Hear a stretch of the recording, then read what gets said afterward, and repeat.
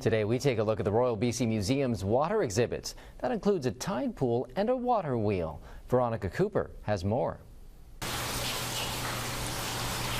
A lot of people might think that the water wheel is run on a motor, but it's actually run on water and gravity. One of the many tasks of the museum's Exhibit Fabrications Specialists is to ensure the water wheel and the other water features in various galleries run smoothly.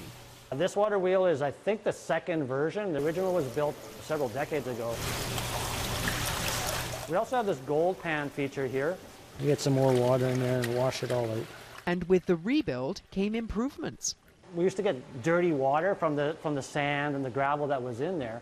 So to help with that, we built this settling tank system. So you can see in the first tank how much sand is in that tank. And each tank has less and less. And that helps the water get clear before it gets to the pump. And this is all brand new. This was built in the last year or so. See, the hermit crab's pretty excited about coming over. The tide pool in the seashore diorama was recently rebuilt. We actually cut the tide pool out, emptied it of all of its critters, put them safely in the back holding tanks while we removed the tide pool to do maintenance. Plumbing was updated to improve the quality of the water.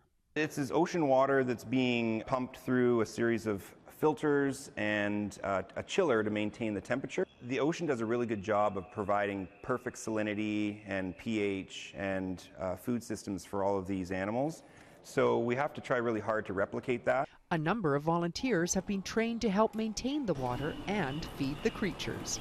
You know, there's 15 to 20 different species in here, all kind of living together in a small area, which isn't uncommon in a tide pool that you'd find along the coast. A lot of these creatures like to be hand-fed because there's a lot of competition.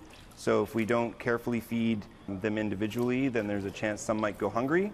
The fabrication specialists are also developing a new wave-making mechanism to ensure visitors have the most realistic experience possible as they wander through the Royal BC Museum. This Week in History, brought to you by the Royal BC Museum, bringing British Columbia's stories together.